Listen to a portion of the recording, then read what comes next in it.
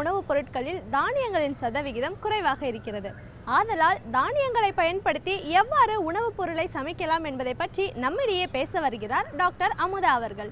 நிகழ்ச்சியில் நிறைவு பகுதியாக வரவிருப்பது உணவு பாரம்பரியம்.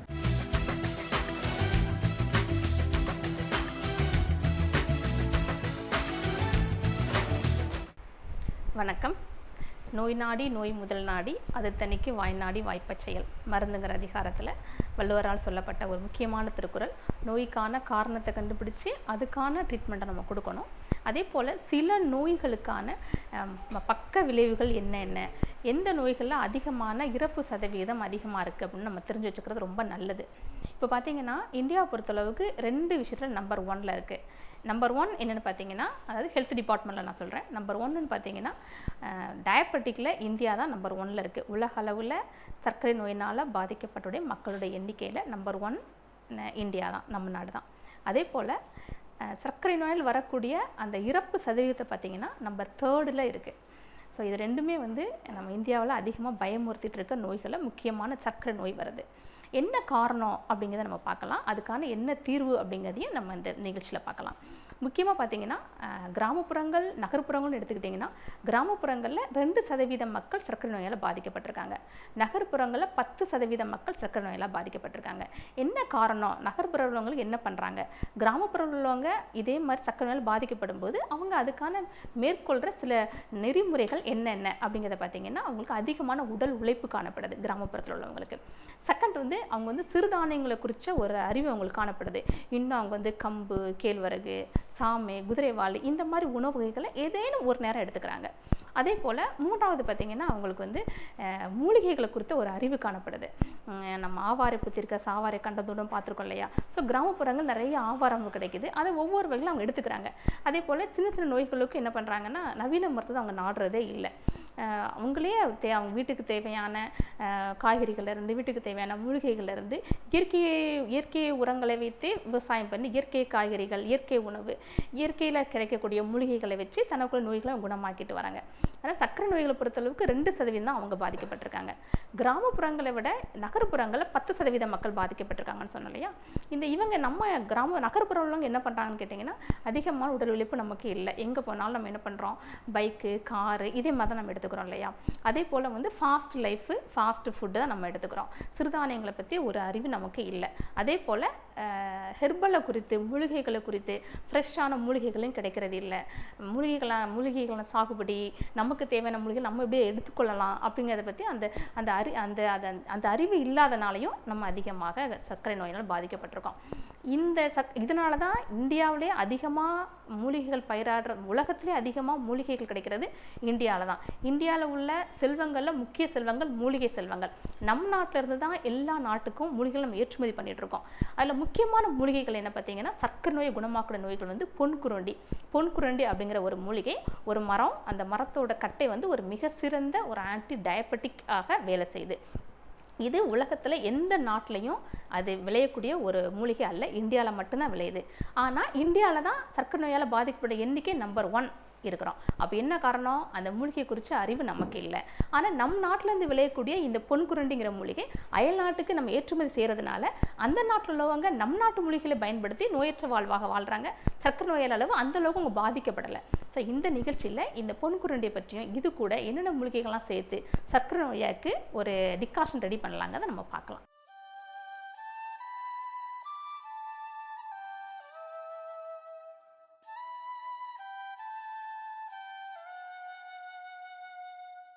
இந்த ஹெர்பல் டயபெட்டிக் டிகாஷனுக்கு செய்ய தேவையான பொருட்கள்லாம் பார்த்தோம் இல்லையா? இல்லை கடுக்காய், நெல்லிக்காய், வெந்தயம் நம்ம எல்லாருக்கும் தெரிஞ்ச ஒரு மூலிகைகள் தான். வெந்தயம் நம்ம வீட்டில் எப்போவுமே இருக்கிறது. இந்த பொன்குரண்டியை பற்றி நிறைய பேருக்கு தெரிய வாய்ப்பில்லை. அதாவது நிகழ்ச்சி இதை பற்றி நல்லா சொல்ல நினைக்கிறேன் நான். இந்த பொன்குரண்டிங்கிறது ஒரு மரத்தோட கட்டை. இது நம்ம இந்தியாவில் மட்டும்தான் விளையக்கூடிய ஒரு முக்கியமான ஹெர்பல்ஸ். இது எல்லாமே பார்த்தா ஒரு பெயிண்ட் அடித்த மாதிரி இருக்கும். இது பெயிண்ட்டு கிடையாது. இந்த ஹெர்பலோட மேலே உள்ள அந்த மேல் தோல் தான் இது. இது ஒரு மிக சிறந்த ஒரு ஆன்டி டயபெட்டிக் என்சைம் இருக்குது. இதனுடைய பொட்டானிக்கல் நேம் செலேசியா ரெட்டிகுலேட்டா. செலாசின் அப்படிங்கிற மிகச்சிறந்த சர்க்கரை ரத்தத்தில் உள்ள சர்க்கரை நோயை குறைக்கக்கூடிய சக்தி ரொம்ப அதிகமாக காணப்படுது.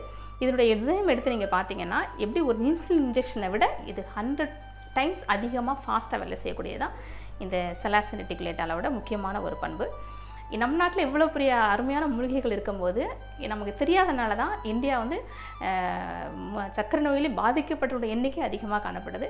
ஸோ அதை மாறணுங்கிறதுக்காக தான் நம்ம திருப்பி நம்ம ஹெர்பல்ஸை பற்றியும் சர்க்கரை நோய்க்கான இந்தியாவில் விளையக்கூடிய மூலிகை பற்றி நம்ம பார்த்துட்டு வரோம். ஸோ செலசி ரெட்டிகுலேட்டா இந்த பிளான்ட்டு இது எல்லா நாட்டு மருந்து கடைகளையுமே கிடைக்கக்கூடியது தான். நீங்கள் சொல்லி இதை வாங்கிக்கலாம். இதனுடைய தமிழ் நேம் பொன்குரண்டி.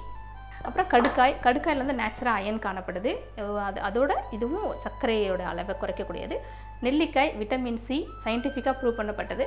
வெறும் நெல்லிக்காய் நீங்கள் தினமும் சர்க்கரை நோயால் பாதிக்கப்பட்டவங்க எழுந்த உடனே எம்டி ஸ்டொமக்கில் வெறும் வயிற்றில் 3 நெல்லிக்காயை நீங்கள் மென்று சாப்பிட்டாலும் சரி, இல்லை அரைச்சி சாறு எடுத்து ஒரு 50 ml அளவுக்கு நீங்கள் சாப்பிட்டு வந்தாலுமே ஆட்டோமேட்டிக்காக சர்க்கரை அளவு குறையும்.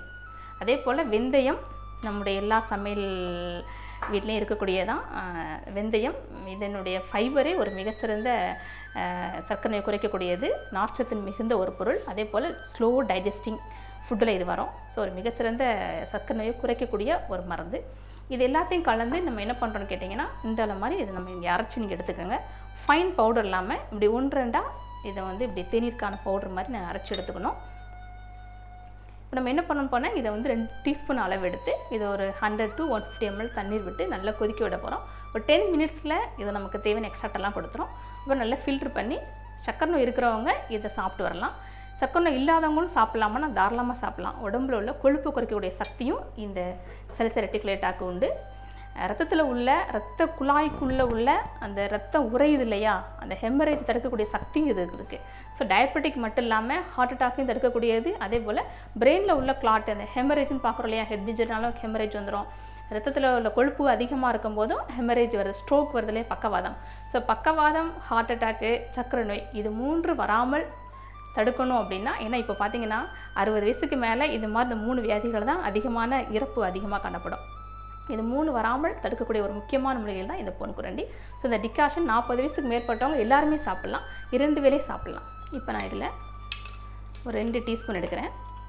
ஒரு 2 பேர் சாப்பிட்ற மாதிரி எடுத்துகிட்டேன், 3 டீஸ்பூன் எடுத்துக்கலாம்.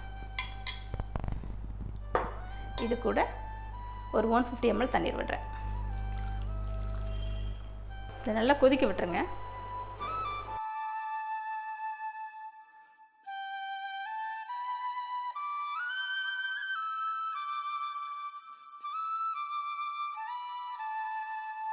நல்லா பாயில் ஆகிட்டுருக்கு.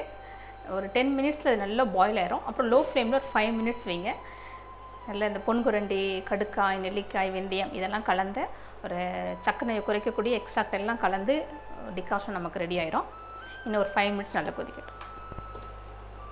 இந்த மாதிரி துவர்ப்பு சுவை உள்ள, துவர்ப்பும் கசப்பும் கலந்த ஒரு சுவை உள்ள ஒரு ஆன்டி டயபெட்டிக் டிகாஷன்.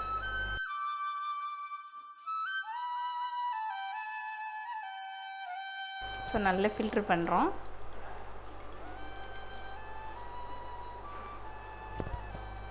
இந்த மாதிரி டிகாஷனை வந்து நம்ம டெய்லி சாப்பிட்டு வந்தோம் அப்படின்னு கேட்டிங்கன்னா, நிச்சயமாக இந்தியாவில் உள்ள சர்க்கரை நோயாளிகளுடைய இறப்பு சதவீதத்தை 100% குறைக்க முடியும் அப்படிங்கிறது என்னுடைய நம்பிக்கை.